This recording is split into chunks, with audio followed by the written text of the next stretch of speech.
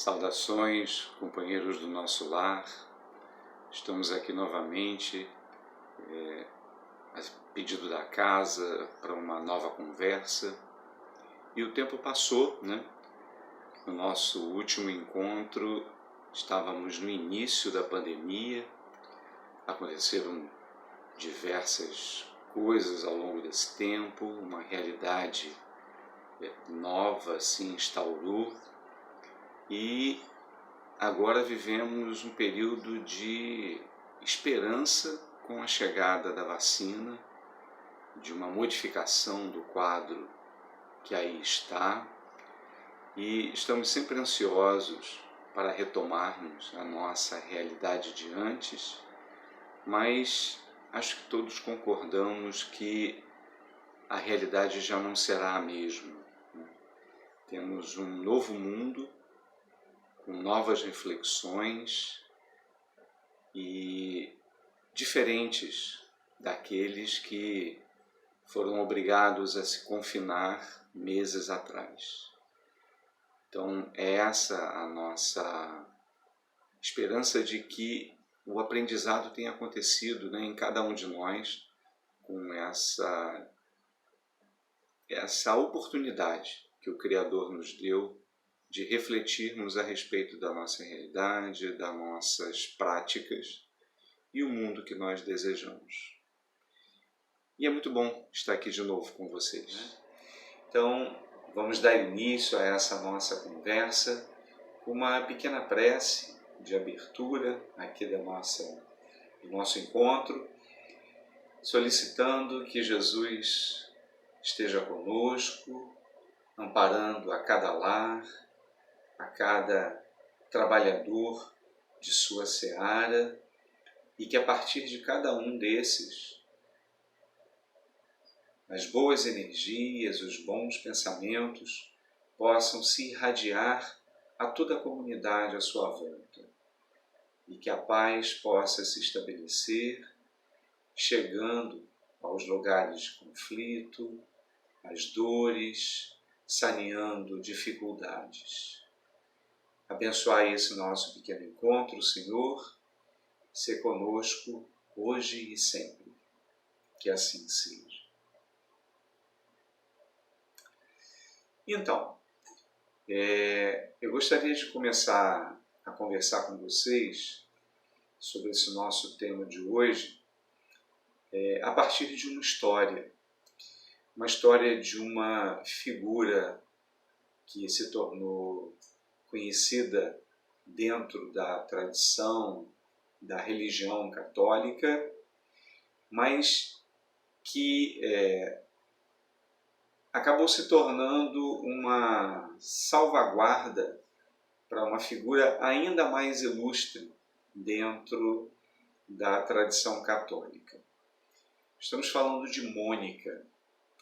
Mônica era uma romana que vivia no norte da África, constituiu família e teve como esposo um homem muito duro, muito violento, um romano típico, orgulhoso, viril e que guardava com muita força a tradição de devoção aos seus deuses, enquanto Mônica, uma mulher humilde, simples e que encontrou ainda cedo os ensinamentos do Cristo e os abraçou de uma forma direta, contundente, e que no lar isso trazia conflito. Se via com dificuldades de manifestar a sua adoração, a sua devoção a Jesus, e sempre sendo provocada por seu marido, ela se guardava, se calava. Aquele já se manifestava como sendo um casamento de prova, difícil, e que Mônica o recebeu com dedicação e o desejo de que ela pudesse fazer a diferença na vida daquele homem. Mas como se não bastasse, veio morar junto dela e o marido, sua sogra, que também teve a mesma atitude do filho em provocar sempre que possível, humilhar a figura de Mônica e tornando a sua vida particular ainda mais complicada. O tempo se passa, a vida lhe trouxe 3 filhos, mas foi pelo menino, o mais novo, que ela se afeiçoou mais, até por perceber que trazia a ele a mesma atitude do pai e da avó, se manifestando pouco a pouco com tendências menos dignas, menos honrosas, e que foi crescendo seguindo aquelas manifestações de provocação, agindo com a mãe, assim como o seu progenitor. O tempo leva o marido de Mônica, o que fez com que a sua sogra a tratasse de forma ainda mais dura com o passar do tempo, até que ela também é levada pelo Criador.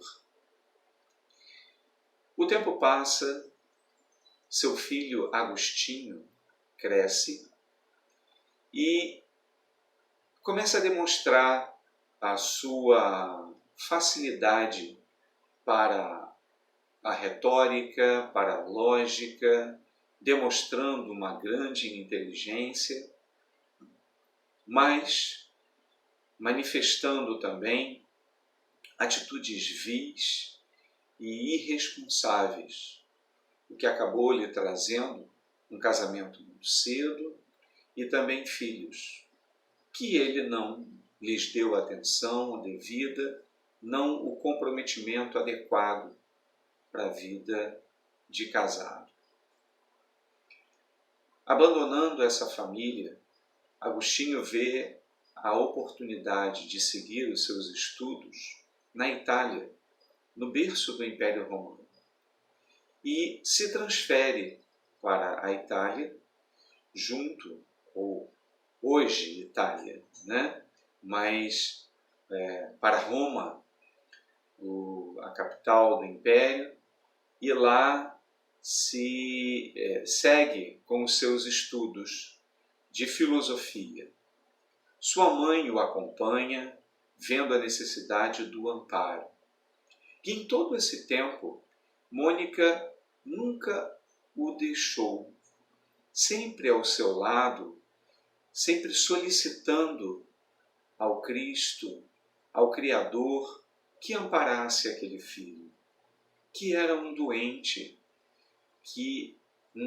da alma, que precisava do amparo e da sua boa inspiração. O tempo se passa, Agostinho começa a ter contatos com outros filósofos, até que se depara com os ensinamentos de Jesus, que foram levados adiante por seus seguidores, mesmo depois de sua morte. O que no princípio parecia afrontoso para aquele já doutor em filosofia e lógica, pouco a pouco foi se mostrando muito coerente, interessante, aonde o que ele ouvia sobre as pregações de Jesus era muito forte e começou a tocá-lo por dentro. E em todo esse tempo, Mônica sempre esteve lá, na periferia, por trás, tentando pedindo por seu filho, tentando torná-lo um homem mais digno, um ser melhor. Até que, depois de tantos anos, tocado por aquela boa nova, que ele não sabia bem explicar como aquilo cresceu em seu interior, Agostinho se torna cristão. E então, em um dia, ele retorna à sua mãe e lhe diz: minha mãe, você venceu, suas orações venceram, todos os seus pedidos por mim trouxeram resultado. Hoje torno-me cristão.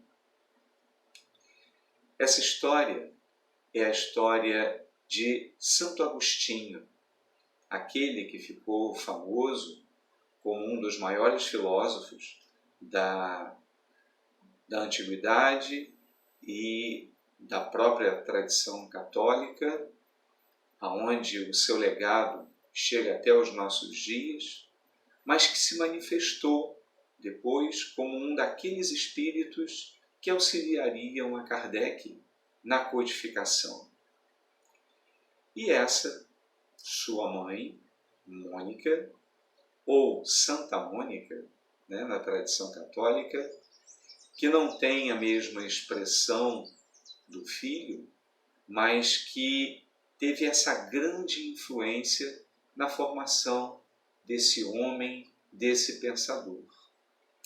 Então, vamos começar essa nossa conversa falando sobre essa força grandiosa que é a oração, mantida, alimentada por uma fé. A força da oração, ela transcende a nossa lógica, a nossa compreensão, porque parece muito mística, parece algo que está ligado diretamente ao que é divino somente, mas pouco a pouco tem se mostrado para nós de formas práticas, em situações aonde essa nossa atitude oracional traz benefícios, traz modificações. Lembrando, como diz Raul Teixeira, que a oração está ligada ao pensamento, diretamente ligada ao pensamento. E o pensamento é uma manifestação eletromagnética. Então, o que a ciência tem investigado e concluído é que os nossos pensamentos, eles se emanam, eles se espalham como uma força eletromagnética. O que vem trazendo, inclusive, a partir da ideia do pensamento como sendo uma força, uma energia, recursos práticos que se utilizam dessa situação mental que nós temos. Então, algumas experiências têm sido produzidas usando a força do pensamento. Alguns aparatos tecnológicos têm se desenvolvido para trazer mais conforto para alguns que apresentam algumas necessidades especiais que se utilizam da força do pensamento. Nós vamos assistir um pequeno vídeo que foi um comercial de televisão veiculado anos atrás, que tratava da questão do respeito. Era a temática da igualdade. Mas eles apresentam uma nova tecnologia que permite que um indivíduo guie um carro de Fórmula 1, não é um carro qualquer, usando somente a força do pensamento. Vamos dar uma olhada nesse vídeo? Depois a gente conversa mais um pouco. A Fórmula 1 marcou muito a minha infância. As corridas aos domingos, os grandes pilotos, aquela emoção toda. E agora estou eu aqui, me preparando para pilotar um carro de corrida. Não, você tá brincando. Olha isso! A largura do pneu. Nossa, olha o tamanho. Esse capacete é o seu volante. Ele capta suas ondas cerebrais e traduz em comandos para a direção do carro. Direita, esquerda. Acelera. Uau!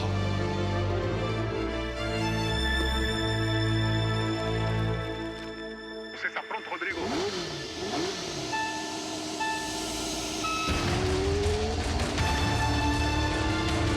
Ah, sério, gente. Caramba!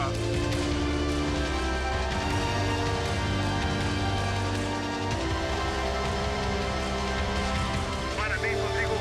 Você é a primeira pessoa a pilotar um carro de corrida com a mente. O que vai colocar as pessoas em condição de igualdade é o respeito às diferenças, é a sua atitude.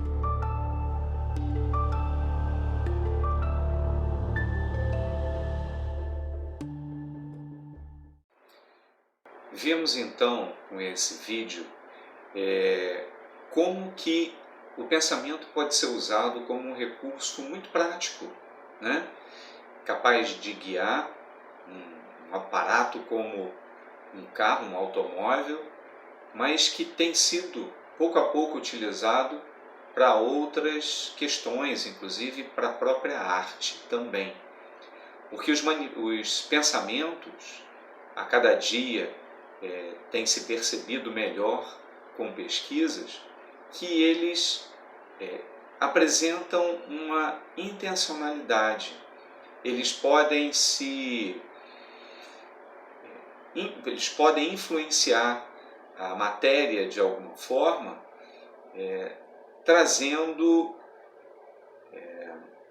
aparentemente aquilo que a gente pensa. Os nossos pensamentos se manifestam em determinadas formas como essas energias, né?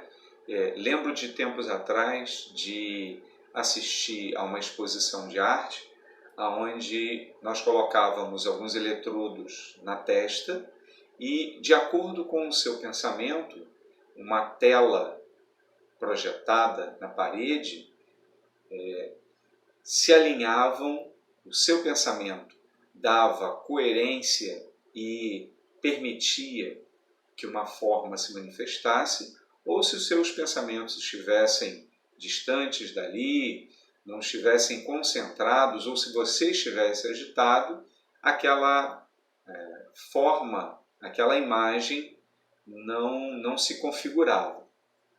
É um exemplo, né, prático de como o nosso pensamento ele se manifesta de uma forma ou de outra.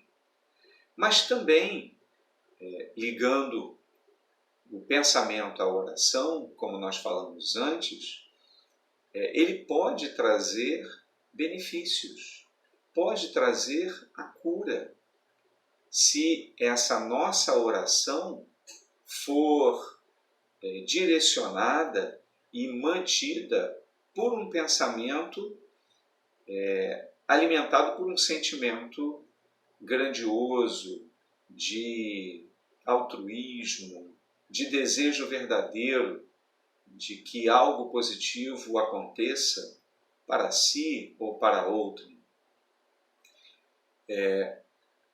Existe uma pesquisa muito forte que já acontece há alguns anos de um imunologista, Dr. Carlos Eduardo Tosta, que é professor da Universidade Federal de Brasília, em que ele pesquisa, já orienta alguns alunos que defendem suas teses de mestrado e doutorado, se pautando nessa questão.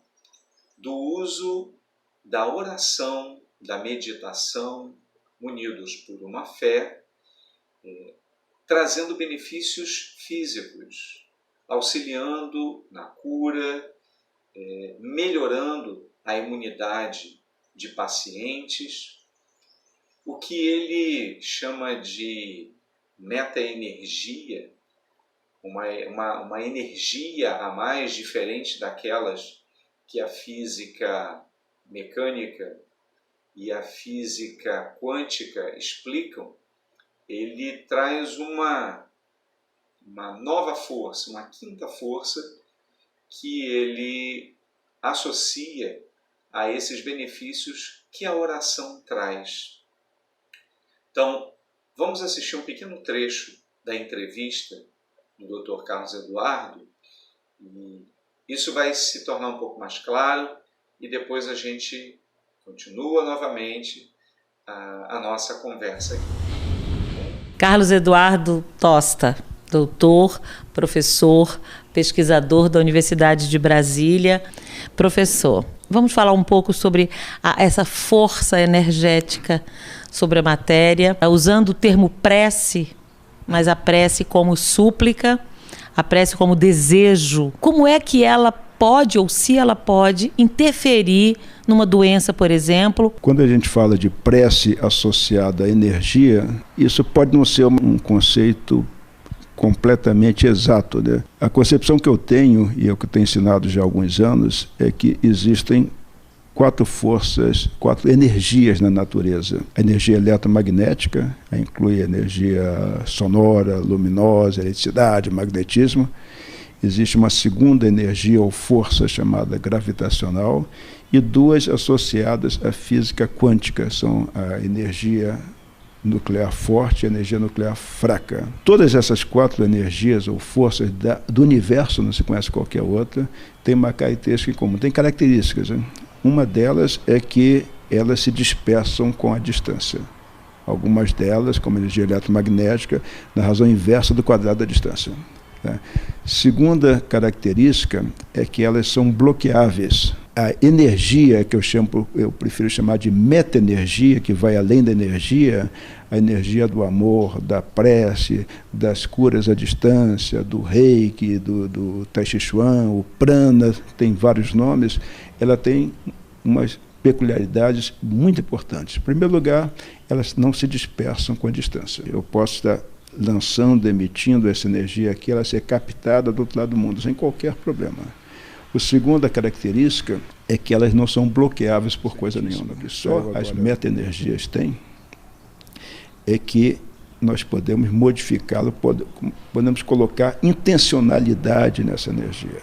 Nós próprios temos experiências que nós fizemos, associadas a uma tese de doutorado que eu estou orientando, em que a distância, sem que a pessoa saiba o que está recebendo, nós podemos aumentar ou diminuir a temperatura do corpo dessa pessoa, só com meta-energia. Então, a possibilidade de nós colocarmos intencionalidade, associarmos intencionalidade à meta-energia, que só ela tem, que nenhuma força do universo tem essa característica, é que dá toda essa possibilidade de nós atuarmos não só em nosso benefício, como em benefício dos outros. E aí, professor? O que o Dr. Tosta vem investigando ao longo dos anos é sobre essa força que ele, inclusive, relata que é uma mesma força conhecida em várias tradições milenares, principalmente orientais,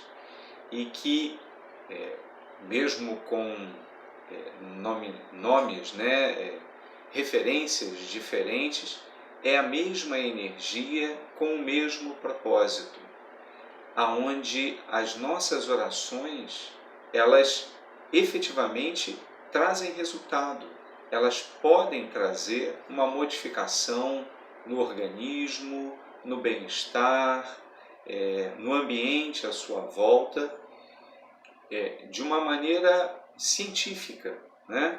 Mesmo ele sendo um homem fervoroso, alimentando uma fé, mas o que ele vem vislumbrando é a possibilidade do uso dessa energia, dessa nova física, como ele chama, para explicar o fenômeno da oração e utilizar intencionalmente esse recurso em favor de outras pessoas.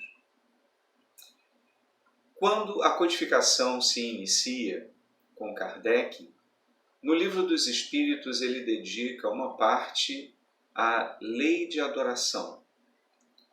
E na lei de adoração, a questão 658, Kardec vai perguntar aos espíritos como Deus recebe as nossas orações.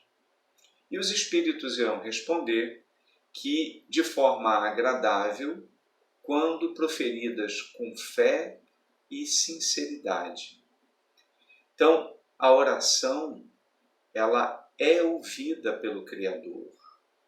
Esse nosso pensamento, essa força eletromagnética, quando munida de intenção e fé, ela se propaga, ela alcança esferas superiores e traz para aquele que manifesta essa intenção de sintonia com o Criador, uma harmonização interna e um bem-estar para o ambiente que está à sua volta. E, aos poucos, os espíritos vão respondendo a Kardec nas questões seguintes e que aborda 3 aspectos principais da oração, que é o louvor, o pedir e o agradecer. E talvez não haja uma oração mais sintética que demonstre essas 3 vertentes do ato de orar, do ato oracional, do que o Pai Nosso, que Jesus nos ensinou, que deixou no seu legado, na sua obra não escrita por ele, mas que foi passada de geração em geração. E Jesus começa o Pai Nosso, nos ensinando o Pai Nosso, já com essa primeira parte que os Espíritos vão explicar para Kardec. Pai Nosso que estás no céu, santificado seja o vosso nome. Está aí a louvação, quando ele ressalta a importância de nós louvarmos o Criador, enxergarmos nessa figura paterna que ainda é misteriosa para nós, desde a nossa origem como seres pensantes, mas que está à nossa volta e é o detentor do poder de todas as coisas. É aquele que domina, aquele que cria tudo que está à nossa volta. Então, o louvar ao Criador é importante que esteja nas nossas orações. Venha a nós o vosso reino. Somos solicitantes por natureza, Então, eis aí a solicitação dentro do Pai Nosso. Seja feita a vossa vontade. Somos gratos. A gratidão está lá também no Pai Nosso, porque é preciso ter essa atitude de gratulação para que façamos essa conexão com o Criador de uma forma mais direta, para que essas nossas necessidades possam ser atendidas. E como Jesus bem sabia que temos muitas necessidades, que somos muito pedões, segue a oração do Pai Nosso com dai-nos o nosso pão de cada dia, e seguimos aí, sempre pedindo, sempre necessitados. Então, essas três vertentes aparecem nesse nosso falar com o Criador. O verbo orar vem do latim e significa falar. E o que nós fazemos na oração é falar com Deus, né? O ato de orar é o ato de falar com o Criador. Porque reconhecemos, até no ato de louvar, que nada acontece sem a sua permissão. Precisamos que Ele autorize o que necessitamos, aquilo que nós pedimos. Então, é preciso falar com o Criador da forma que nós conseguirmos ser mais sinceros, mais honestos, mais humildes. Raul Teixeira, de uma forma muito poética, vai afirmar assim: se quisermos sair do pequeno riacho de nossas vidas e encontrar o grande estuário da paz com Deus, precisamos aprender a orar. E nesse aprendizado é necessário que a gente se entregue para o Criador, mas se entregue com simplicidade, com confiança, para que Ele permita que aquilo que for melhor para nós, e que não necessariamente é aquilo que nós queremos, possa acontecer. Mas há de se ter confiança, humildade. Conta-se uma história de que um alpinista, querendo alcançar a fama por um grande feito, decidiu subir uma montanha muito alta sozinho, o que não é recomendado, o que não é de praxe. Mas para ter essa glória individual, ele decidiu passar por esse risco. E foi subindo a montanha, subindo, o tempo foi passando, a noite começou a chegar, e quando já estava muito próximo do cume, cerca de 100 metros para chegar ao seu destino final, ele se solta, acontece um acidente e ele começa a despencar pela montanha abaixo. Muito rapidamente os seus pensamentos retornam a toda a sua vida e ele passa, como num filme, todos os acontecimentos bons e maus de sua história, e ao perceber que a morte seria iminente, não lhe resta outro recurso que não seja orar, e pede insistentemente a Deus que o cure, que o salve, que o proteja da morte certa. E em determinado momento ele sente um solavanco e a corda o prende. A queda é interrompida porque, como era um alpinista prático, já de experiência, ele prendeu essa corda em vários pontos diferentes, com os grampos, e um deles conseguiu segurá-lo, impedindo que ele morresse. Mas ele estava num breu absoluto, muito frio, na noite, sem conseguir enxergar nada à sua volta, agarrado àquela corda na esperança de sobreviver, continuou na sua rogativa a Deus que o salvasse, que o amparasse. E aí uma voz interna lhe responde: o que deseja de mim, meu filho? Desejo que me salve, Senhor. Então quero que você tenha confiança. Você confia em mim? Confie o Senhor. Então corte a corda. Nesse momento, o alpinista não teve aquela mesma fé que ele falava que tinha. Ele não conseguia soltar aquela corda, ele não poderia fazer aquela loucura, ele iria despencar certamente. Aquela voz, com certeza, era um engano da sua mente. No dia seguinte, os resgatantes conseguiram chegar até o corpo aonde o alpinista foi encontrado congelado, preso a essa corda a 2 metros do chão. Então, se ele tivesse seguido a resposta que Deus havia lhe dado, ele teria se salvo. Então, é preciso ter, com o divino, essa fé, essa certeza de que as suas palavras serão ouvidas e confiança de que aquilo que for acontecer será o melhor para nós, independente daquilo que necessariamente desejamos, mas será o melhor para nós. Nos entregarmos com confiança.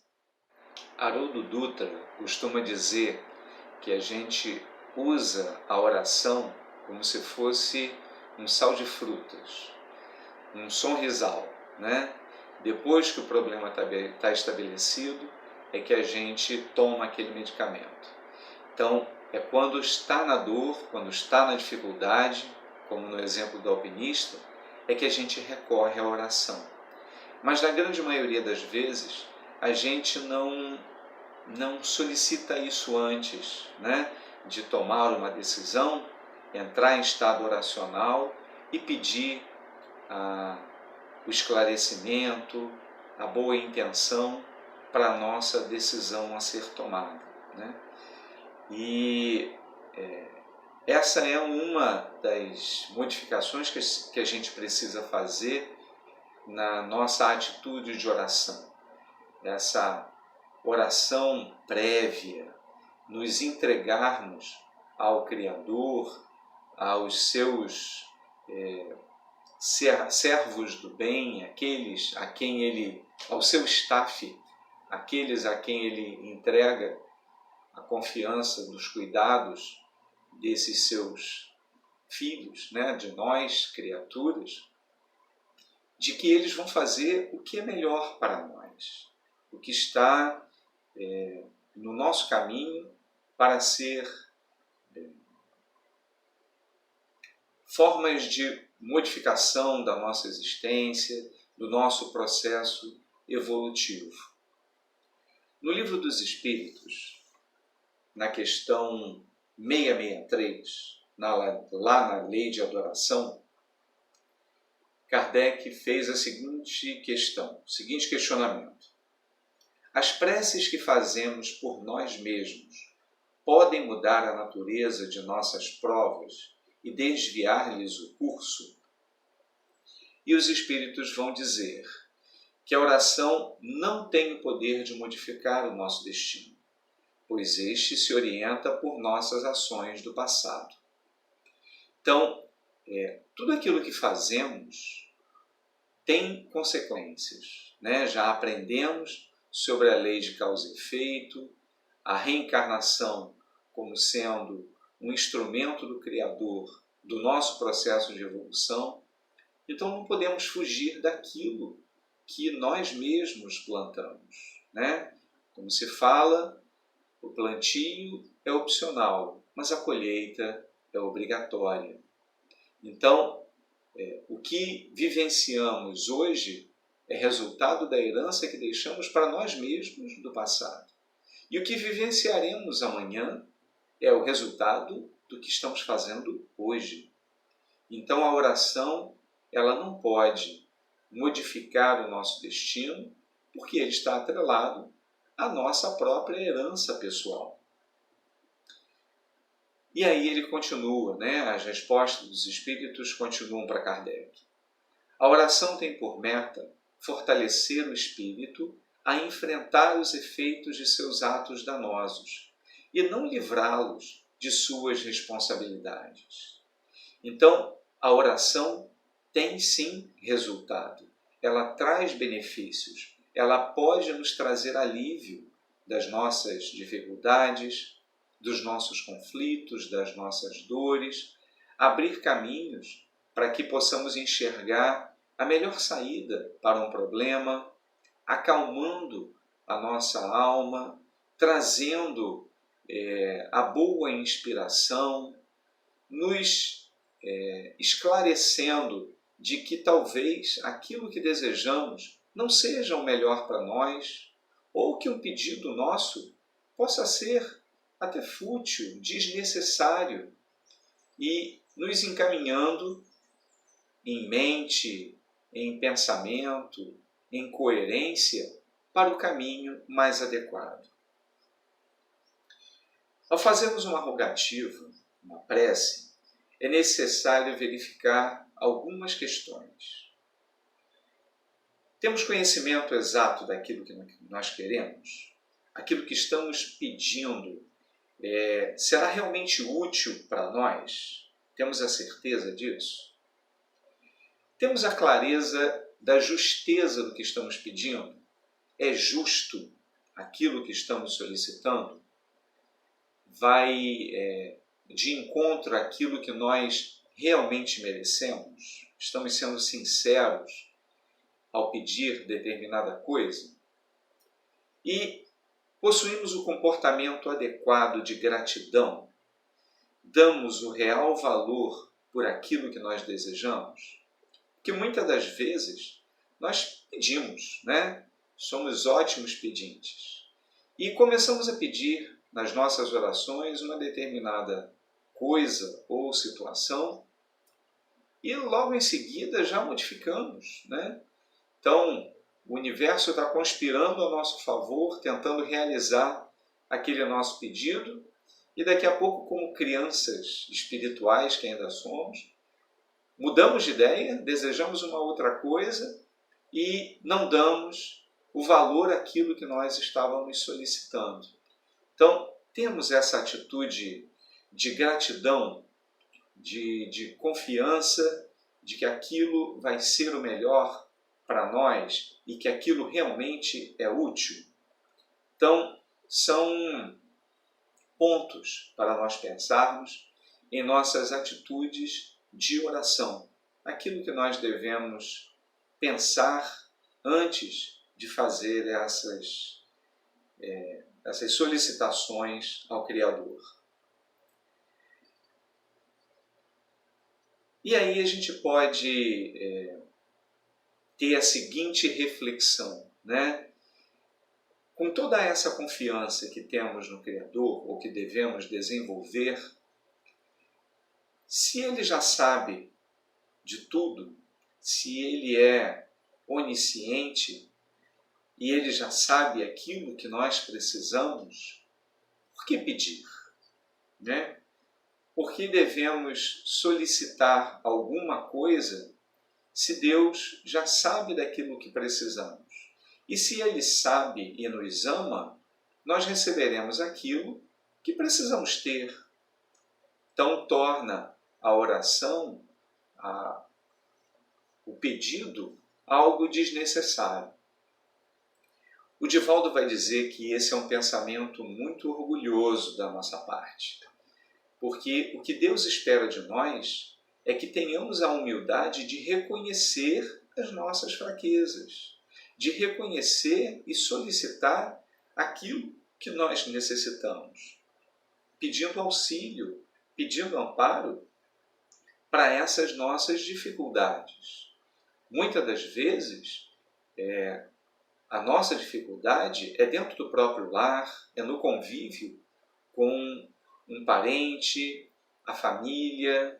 Então, a solicitação pode se dar pela humildade de reconhecer: Senhor, eu ainda fraquejo diante dessa prova. Não sei explicar porquê, mas eu não consigo vencer esse compromisso que eu assumi. Então a oração vai trazer esse benefício, esse conforto ao coração e a força para nós perseverarmos, porque ela vai trazer para junto de nós aqueles espíritos que estão a nosso favor, que irão nos amparar. Deus enviará a nossa necessidade o companheiro adequado para nos orientar, para nos instruir a vencermos aquele desafio. Então, é necessário, sim, pedir ao Criador para que Ele nos ampare nas nossas necessidades. É através da oração que exercitamos nossa comunicação com o divino, nos aproximamos mais dele. Então, para estar em sintonia com o Criador, não existe uma fórmula específica, né?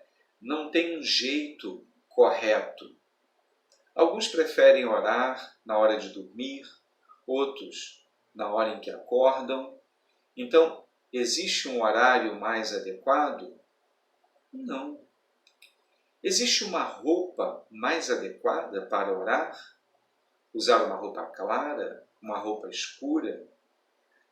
Usar uma roupa colorida, uma roupa branca? Não. Existe uma posição adequada para orar?